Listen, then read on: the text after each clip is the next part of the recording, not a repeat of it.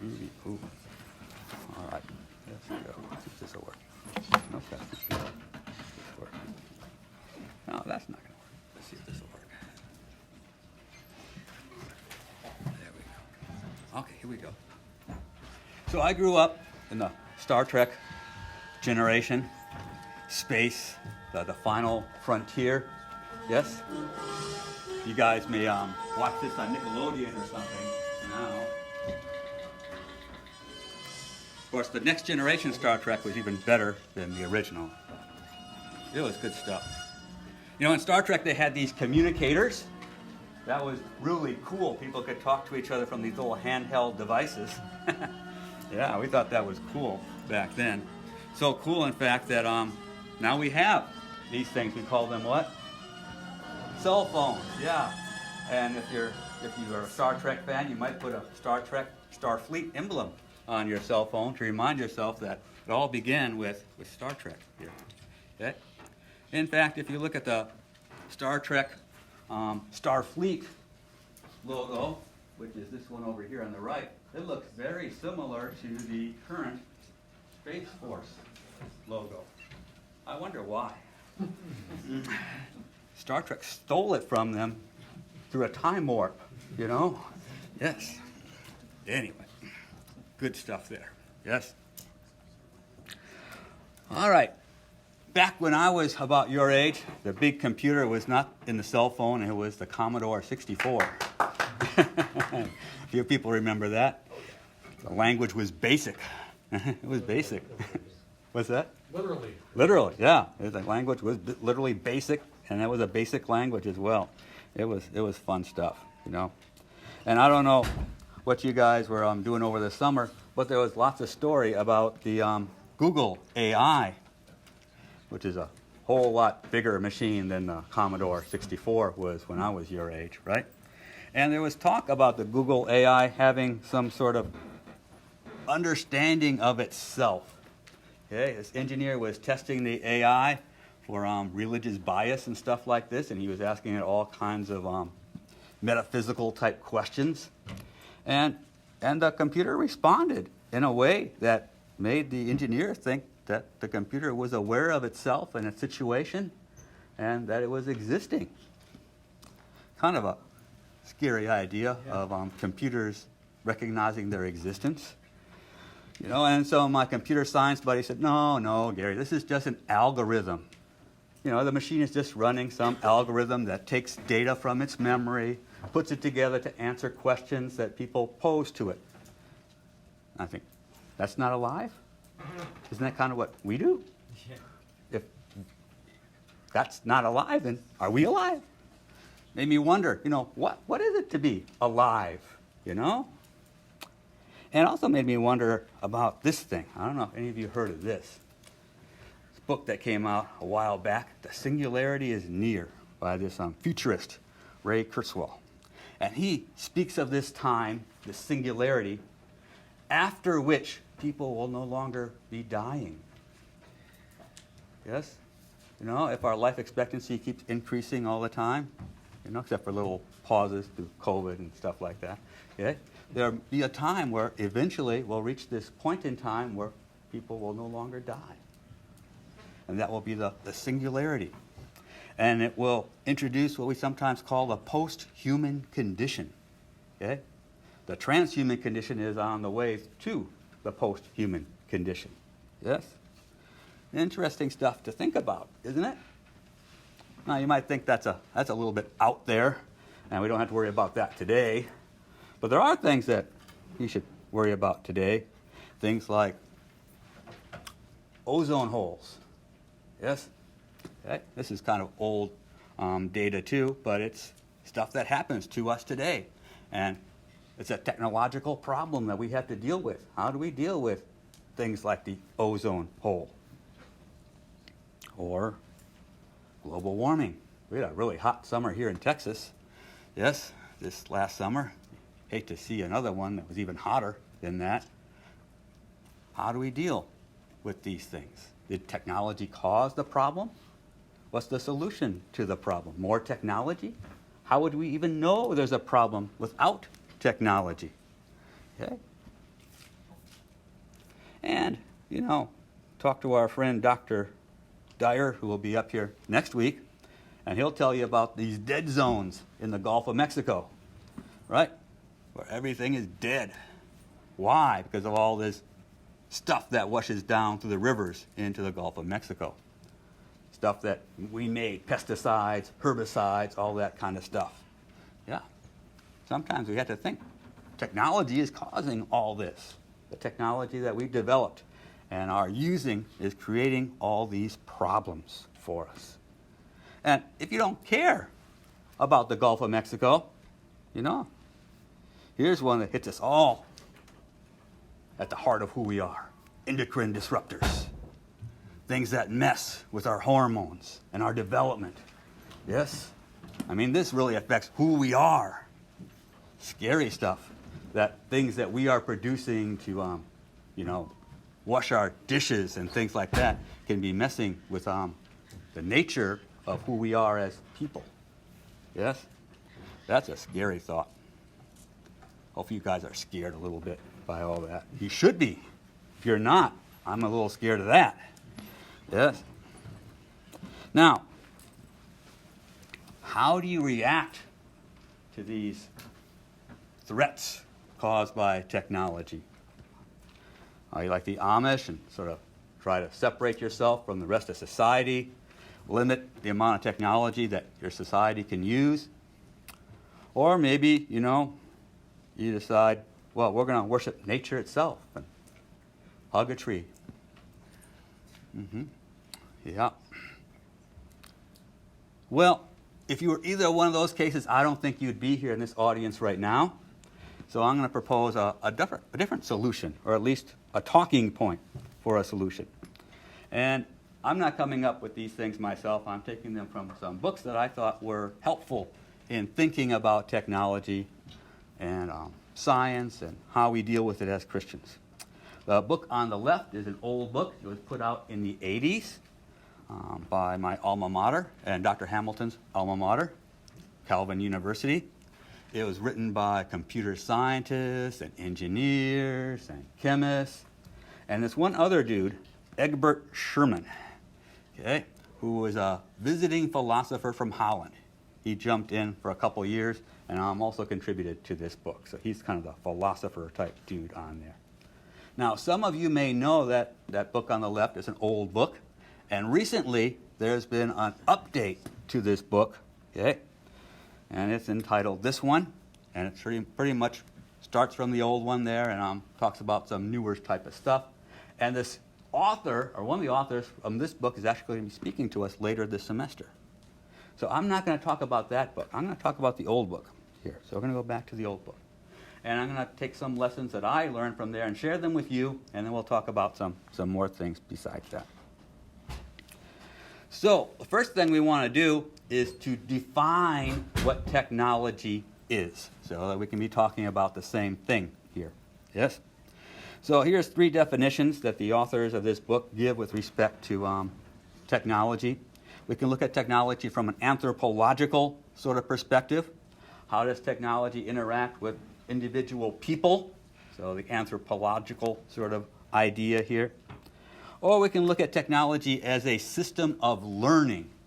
This is how we usually think about science and the scientific method. And when I think of technology, this is sort of the way I think of technology. The second one, the epistemological one. These are all big words to pronounce. And the third one is the sociological one. This is the one that oftentimes you hear about in the news, how all you guys in what generation are you? Z or something? Okay, I forget, there's been so many letters, right? So Generation Z has just been, corrupted by their cell phone technology and Spotify and TikTok. I know my wife has, and stuff like that. So the impact on society of technology. Sometimes we talk about the technical society and what that means. Okay? So these are 3 ways, and there's probably a lot more, that we can think and define what technology is. Okay? The authors of our book give a different definition. They define technology this way. They say technology is a distinctively human cultural activity. Ooh, ooh, ooh. Note the green stuff in there. Human, cultural, and what? Activity. Okay? In which human beings exercise freedom and responsibility in response to God by forming and transforming the natural creation with the aid of tools and procedures for practical ends or purposes. Now, it's no coincidence that these Calvin College professors define technology from a cultural perspective, because required reading at Calvin University is Christ in Culture by Richard DeBoer. Everything at Calvin is organized with this idea of reforming culture, transforming culture to be more God-glorifying sort of thing. So they also then define technology from a cultural perspective. So what's this going to mean if we define technology from a cultural perspective? And what is this human cultural activity that they're talking about here? All right. Well, by human cultural activity, we mean an extremely complex network of human activities, customs, beliefs, traditions, institutions, and products. Yes, that's how we're defining human cultural activity, which means that it's so complex it's really hard to find it at all. All right? Okay. All right. Now, the consequence of this definition has impact on what we do as scientists and engineers. Okay? If we define technology and science as a cultural activity, then we have to think of what we do as scientists and engineers in a cultural perspective. Okay? So, for example, God calls his children as image bearers to be formers of what? Culture. What you're doing as an engineer and a scientist is developing culture. You are building society. Yes? As such, we purposefully take what is given in God's creation and creatively form it into art, language, laws, social mores, societal institutions, and technological tools and products. Okay? In this sense, we are co-creators. The image of God is such that God created, and we are also creators in that image. Not that we are becoming God-like, but because we are image bearers of God, we have this sense of creativity to do with what he's created to make even more creation. Now, this has been a lot of words, and most of the time when I lecture, I don't use a lot of words on the screen. I just put up graphs and figures and stuff like that, right? So I got to put up some graphs and figures here. So here's a little figure from a talk that I gave a while back for the faculty at a little faculty thing that we did back there. And I talked about these quadrants of perspectives. Okay? So up on the top, you see the godly perspective. Down below, you see an anti-godly perspective. And to the left and the right, you see a naturalistic or a supernaturalistic approach to these things. So there are some people who, see a demon everywhere, right? Call those the supernaturalists, right? If you didn't do your homework, it's because you have a demon of laziness oppressing you, right? There are the naturalists among us who would say, no, you didn't do your homework because people are just naturally lazy, right? They both models explain the same observation, that we're lazy, but from different perspectives, right? But what I think we find as Christians is that as we move closer and closer to one quadrant or another, things change. If we become more anti-godly and supernatural, we tend to fall into the path of what? Witchcraft, divination, okay? Astrology, not to be confused with astronomy. Yes. Yep. If we become anti-godly and we're still naturalists, we fall into this definition of what your book calls technicism. Okay? That is the answer to everything. We become materialists. There's nothing else. But if, from either perspective, wherever you come from, yes, as I think we move more toward a godliness, we see that God is both the God of the natural and the supernatural. Okay? And we become more wise as to which one is the influence here that best explains the observations that we see in the world around us, whether those are natural observations or supernatural observations. So anyway, that's the talk I gave a while back, but I think we can add another dimension now to this diagram, and that dimension is cultural. Okay? So we're defining technology here culturally. Let's add a dimension that comes out of the plane here.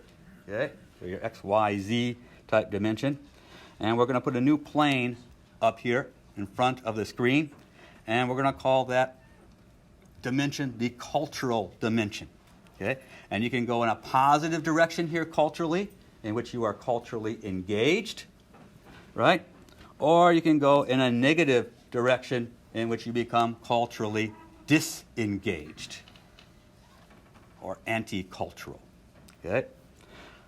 That negative direction is going to lead more to technicism and witchcraft. Yes?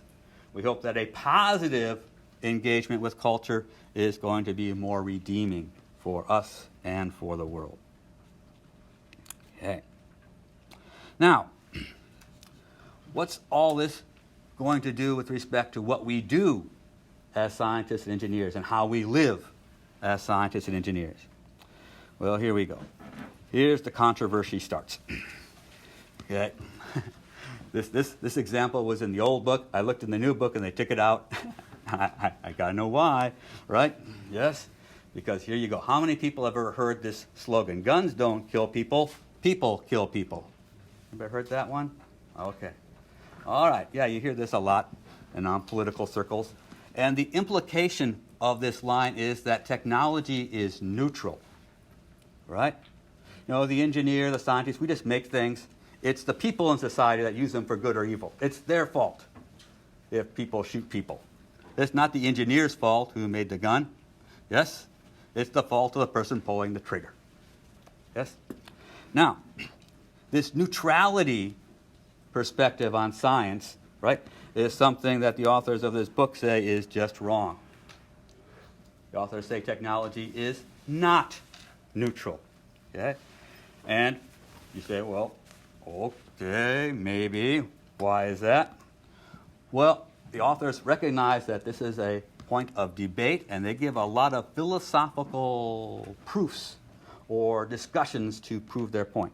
One of those discussions is that if technology were neutral, then the ends would justify the means, because all means would be neutral. Yes? And you could do whatever you want to get wherever you want with respect to what you think the ends are. And that, if you haven't thought about it, would be a bad sort of thing. Another reason technology is not neutral, because of this, how you define a problem. I grew up in an agricultural community where we lived on the farm, and rain was the thing. Yes? If it didn't rain, you could lose the crop.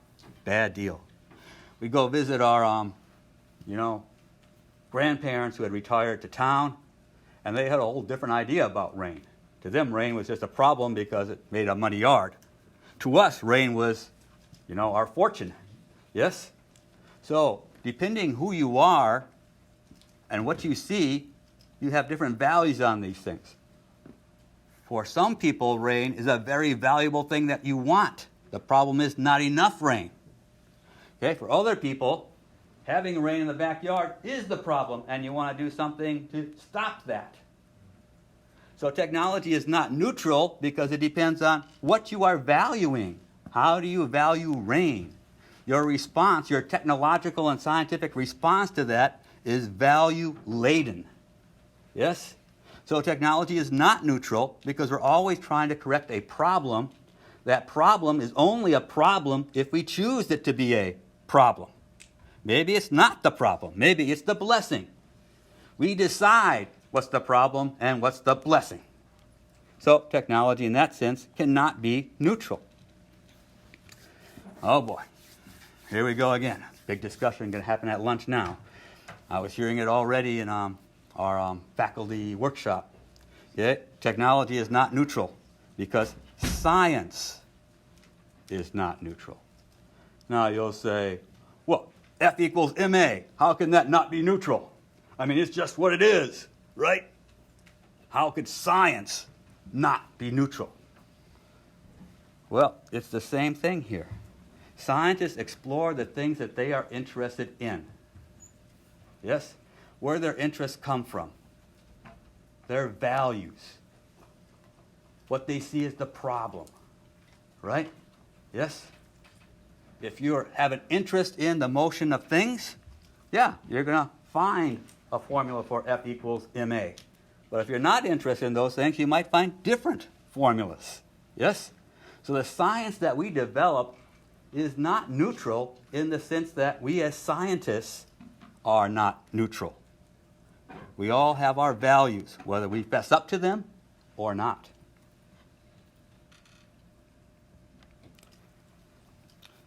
And so it kind of sums it up here, saying that technology proceeds out of a whole human experience, and it's affected by the confessional, religious commitments unique to human beings. As a result, technology is what?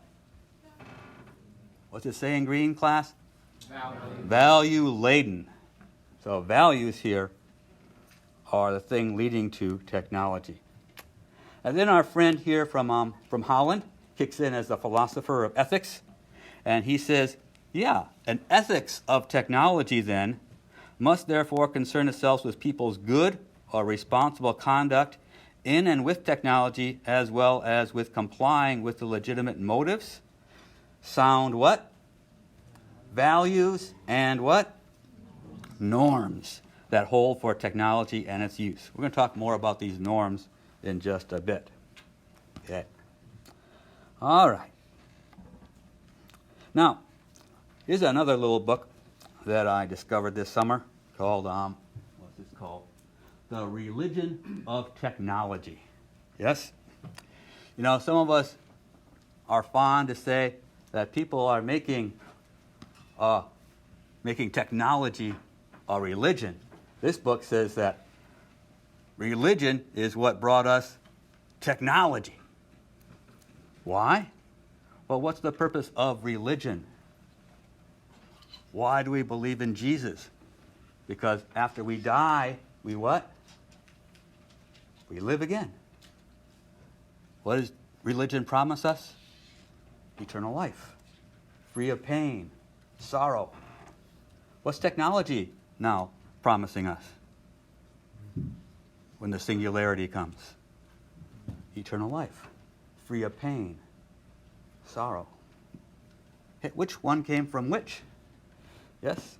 Interesting little book there. So, the idea here is the more you become a technicist, the less part of your life you have to see from a different perspective. We talked about the naturalist and the supernaturalist. Yes? The naturalist explaining everything from a naturalistic perspective. If you're like 100% naturalist, you can never see from a supernaturalistic perspective. Yes? If you're 100% a supernaturalist, you'll never see from a what? Naturalist perspective. Yes? If you become, this technicist, you will be decreasing the reality that you can draw upon to build models to explain the world that you are in. Okay. It reminds me of these two books that I used to use when I taught nanotechnology and public science policy. The book on the left is by a very significant figure, all you general chemistry students. It was written by Vannevar Bush back in when? 1945, after World War II. Okay? Roosevelt had commissioned Vannevar Bush to come up with a plan to use science and technology after World War II. He said, hey, we won the war because of science and technology. Now let's see if we can use science and technology for peacetime. Yes? And so Vannevar Bush wrote this little report. It led to the formation of things like the National Institute of Health, the National Science Foundation, the structure of graduate study, and graduate students being funded by the government, and all this sort of stuff that we take for granted now as the structure of how we do science was invented pretty much here by Vannevar Bush. And the title is called what? Science, the what? The Endless Frontier. The idea was science could answer all of our questions. It could fix all of our problems. Everything could be better if we invest endlessly into science and technology. Now, the book on the right is a sort of a spoof on this classic book by Vannevar Bush. It's not the endless frontier, it's the frontier of what? Illusions. This book was written by a public science policy guy who was working for a legislator. And he says, hey, all that stuff, all that promise of science and technology, maybe some of it works, but for the most part, we can do a lot more just by deciding as a people to adopt this policy. Yes? So, for example, you could have a vaccine that's a silver bullet to stop a pandemic, or you could have a policy of isolating people so they don't spread the disease. And sometimes we need both of those working at the same time. Sometimes a policy can do everything. Sometimes the technology can do it all. But if you can think only the technology can do it, you limit your scope on reality. Okay? Now, this was written not by a Christian, okay, Daniel Sarowitz, but just by a practical politician. Yes? So the general wisdom that he could see here is, I think, shared by those of us who are Christians who also see that there is more to the answers in life than just technology. So our Dutch philosopher here kind of sums this up and says, responsible cultural development evokes an image reminiscent of the earth as a garden tended by humans with the goal of creating a communal home within which nature, technology, and culture are in harmony, and there is a meaningful place for everyone living and everything that lives. So this is what Dr. Sherman says that we should be culturally working toward. Now, when I first read that, I thought, wow, that sounds like stuff out of the 60s. The commune and all that cool stuff, right? And what did we have in the 60s and 70s? We had hippies. Yes. What did hippies have? Long hair. I'm kind of missing in that regard. But I know somebody who does have long hair, and his name is Jonathan Lett. Okay? Now, Jonathan Lett gave a little talk on technology a while back, and there was a line in it that stuck in my mind and that I've been pondering over for a while now. And I don't know if I got the line right or not, but this is my memory of one of the lines that he had in his talk. And he's going to be talking at the end of our science seminars as well. He said something like this: live wisely within the limits of who you are. Okay? And I've been pondering that, and I kind of want to take this apart a little bit and talk about the different parts here. Who you are, living wisely, and within the limits. Okay? So let's start with who we are. Okay? Who are we? Well, we are a group that used to have this tagline that said, faith brings us together and ingenuity sets us apart. And recently our president wrote this little book describing who we are as a university. The Polytechnic, the Christian Polytechnic University. This is who we are. And President Mason says the congruence between who we say we are, who we actually are, and who we aspire to be within higher education is above all else a matter of institutional integrity. So, Dr. Mason says we are serious about who we are. Okay? And I think one of the things that who we are is what? Culturally engaged. Yes? That's one part of who we are.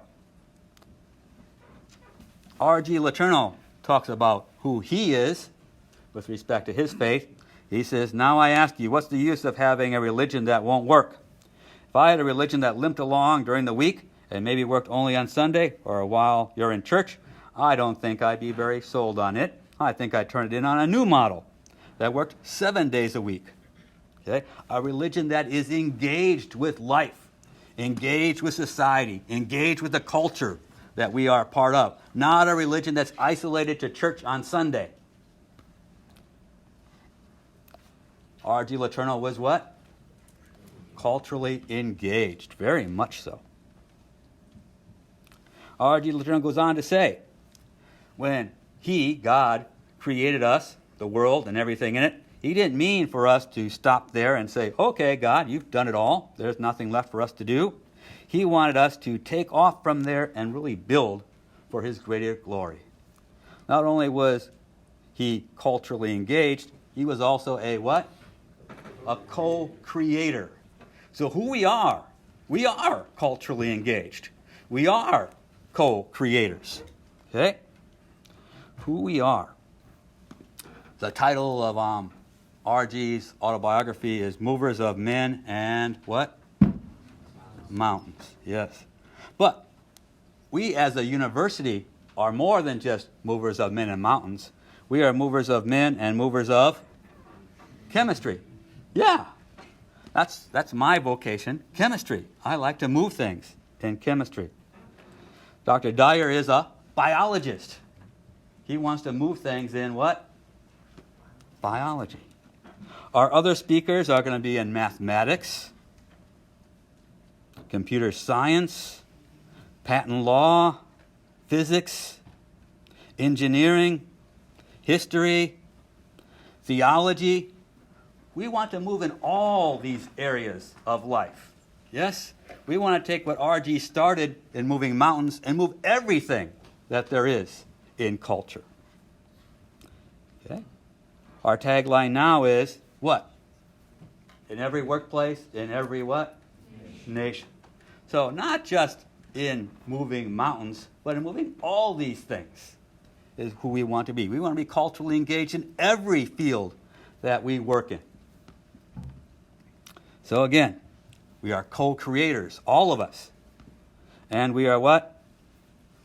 Culturally engaged. So if you don't remember anything else from this talk, you remember those two lines, right?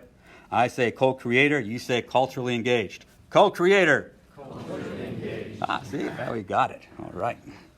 Okie doke. All right, so kind of putting this stuff together here from all these different books and stuff, and going back to our original book, it says God calls his children as image bearers to be formers of culture. You're not just engineers. You're not just scientists. You are what? Formers of culture. As such, we purposefully take what is given in God's creation and creatively form it into art, language, laws, social mores, societal institutions, and technological tools and products. All right, now let's talk about what does it mean to live wisely. We talked about who we are. What does it mean to live wisely? Okay, so you live wisely within the limits of who you are.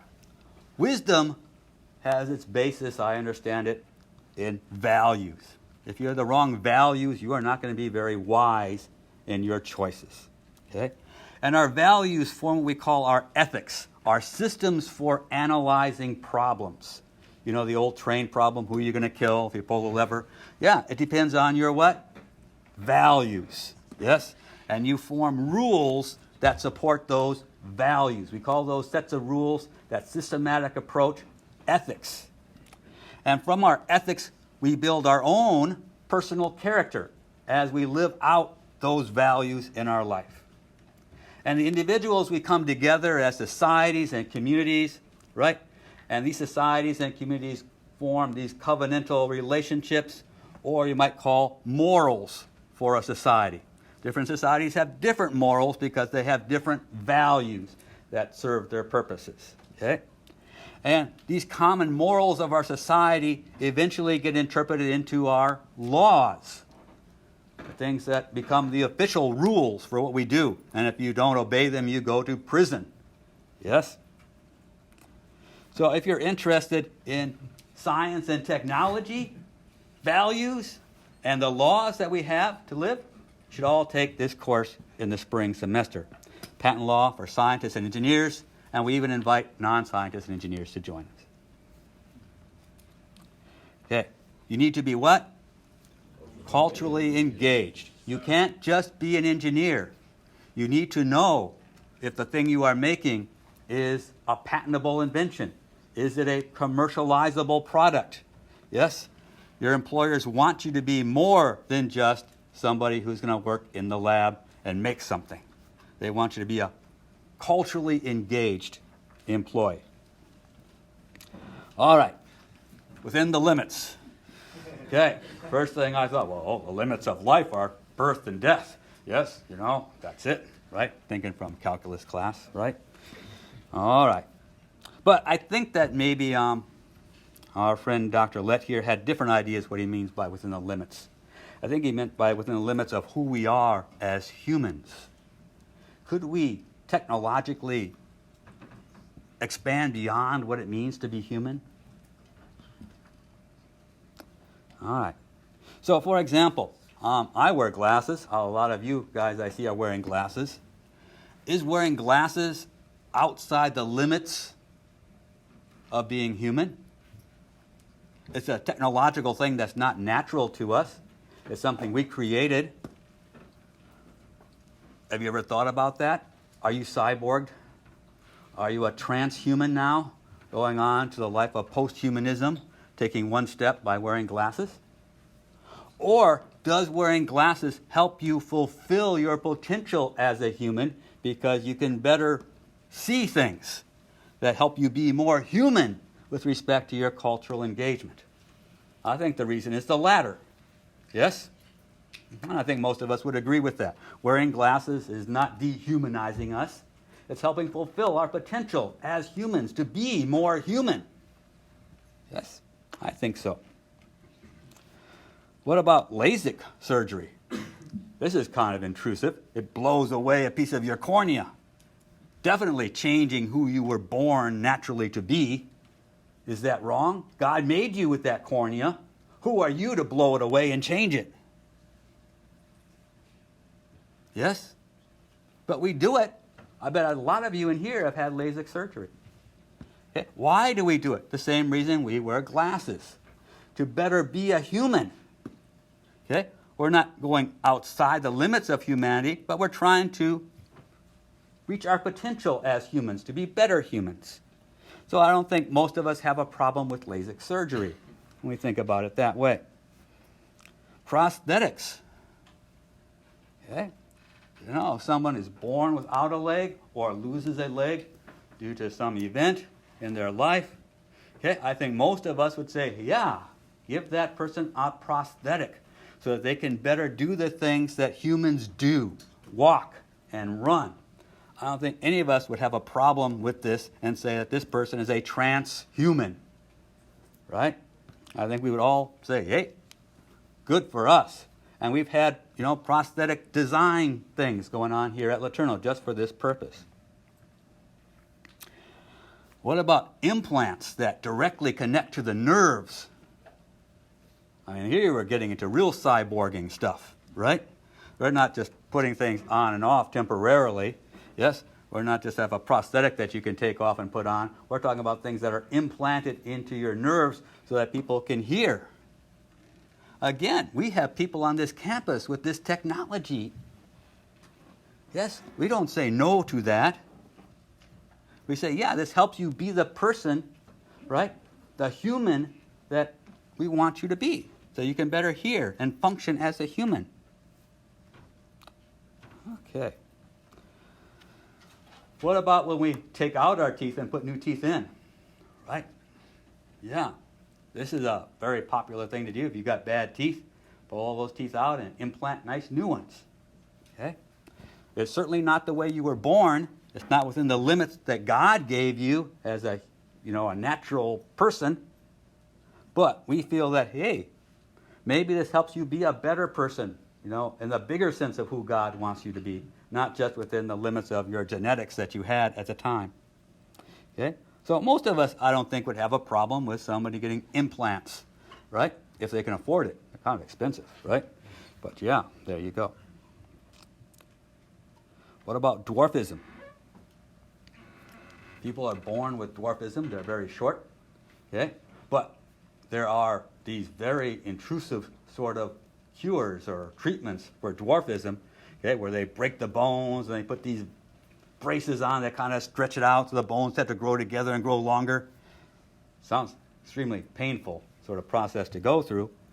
But would we fault somebody who had dwarfism, who went through this process to become a better human in the sense that they think they need to be a better human to overcome this?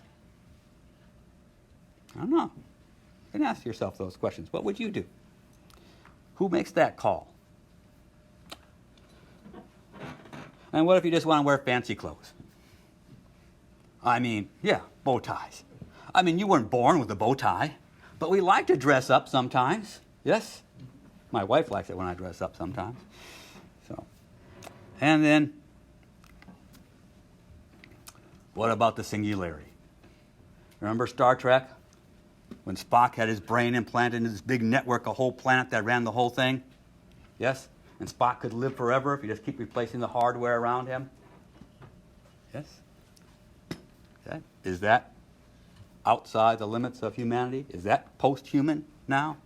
Still a biological brain inside that thing. There we go.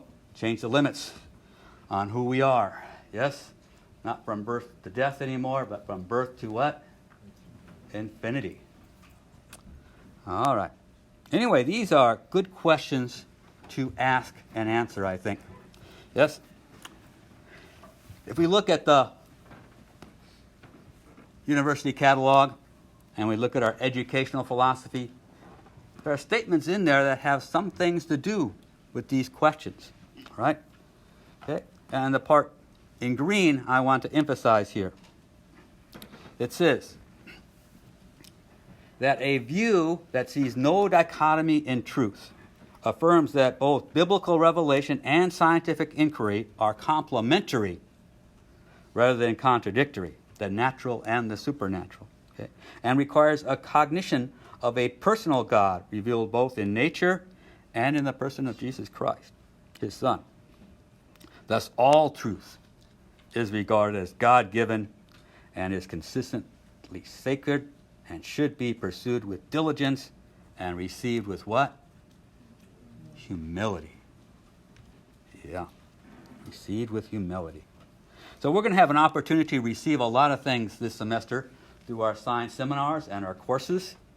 And it's my hope that we will follow this trajectory of being godly co-creators who are culturally engaged. Okay? So in the coming weeks, we're going to be hearing about different aspects of life: biology, computer science, law, physics.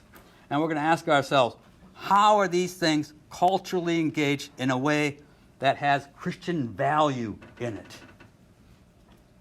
How do we redeem culture using what we do in technology and science? Okay. I hope that we are going to be culturally engaged co-creators. And now, just to give you some specific instructions on how to do this better in this room. Okay? If you're going to be a godly, culturally engaged co-creator in these science seminars, I'm going to ask you to be on time. It's rude to the presenters if you come in late. So what are you going to do? Be on time. Stay for the whole seminar. Don't walk out 10 minutes later after you sign the attendance sheet. Yes? If you commit to come, stay for the whole hour. It's really disrespectful to people if you leave while they are giving their message. Okay? Be an anti-homeworker. Don't bring your homework to science seminar. You can take notes and things like that so long as you're engaged, but don't sit there in the highly elevated row, right, and be doing your calculus class, right? Okay. Take notes on the seminar. Ask questions to the speaker if he allows for that at the end of the hour. Thank the speaker for coming to visit. Yes, because we have speakers coming long ways to visit us here this semester. Okay. And join the speaker for lunch. A lot of these speakers are looking for graduate students for their programs. This is your opportunity to interact with these speakers and learn more about the whole process of graduate school and life that way. Okay?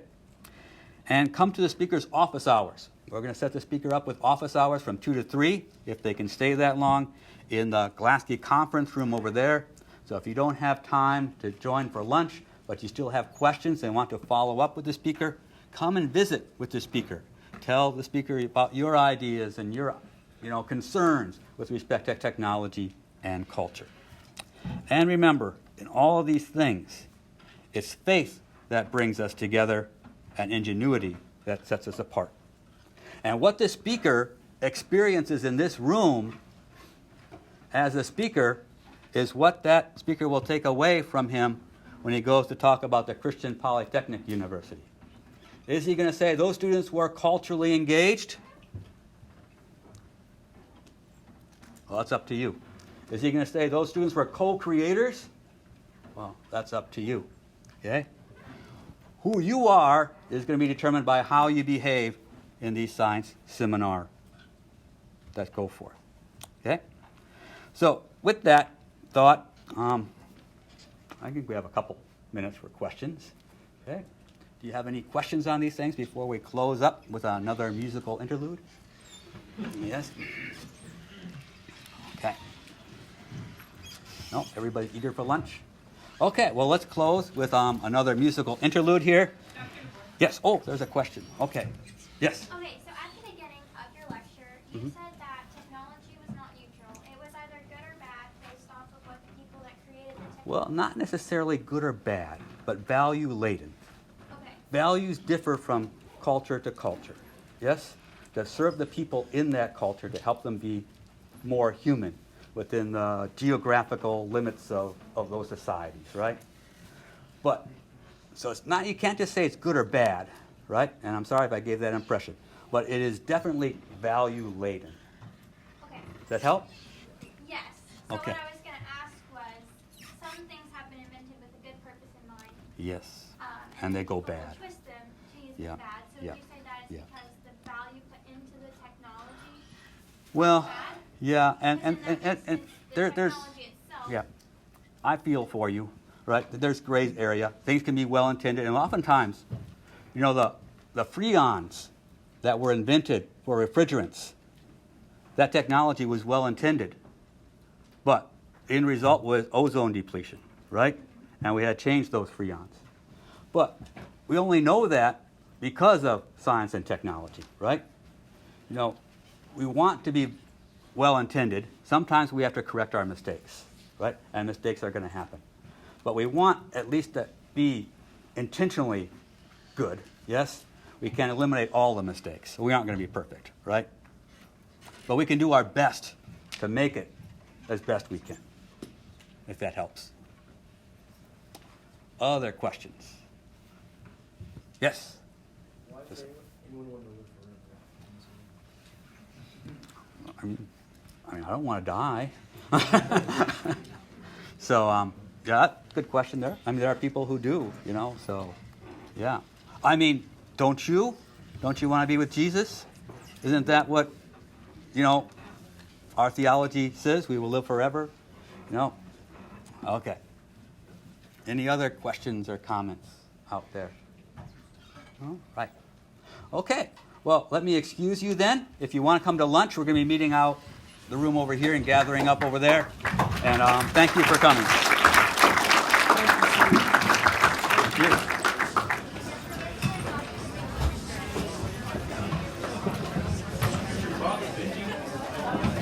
Thank you. Oh, good. I don't think I can make the meeting. They fill my calendar with meetings. Yeah, you got to talk to your department about that, right? All right, thank you. Yep. Thank you for that. Oh, thank you. All right, yep, have a good day. Thank you. What's that? Came in on time and just did this talk. Oh, okay, yeah. Thank you. Great speech back here. Thank you, Doctor. Thank you. Put a slide on Friday and Saturday. Return our website some science seminars. Is that what this is? Yep, that's where it is. So you go latu.edu/science seminars, and that will bring you to the schedule. Well, they might change, which is why you might check every once in a while. Every once in a while, somebody has something that comes up and throws it around. But it's pretty good. Yep. Question or comment? Or? Yes, so I just wanted to say thank you so much. Well, thank you. It was very, very good. I've actually, I started reading our Peterson book, so I really like our Peterson. So Yeah, I mean, he says the same thing, but in a very folksy Yes, sort of way. yes, yeah. But they're really very deep thoughts. yes, you yes, know? they really are, and I like the fact how he looks at the workplace and he wants to have that Christian mindset to bring in his benefits, Right. and I think That's cultural engagement. Yes, you know? yes, It's yes. what you are doing in Yes. society, right? Yes. Yeah, that's what we all hope to be here, right? Yes, So I'm yes. glad that you like that too. That's what we Thank hope you. to do. Yes. So, Thank okay. you so Good much. deal. Thank you.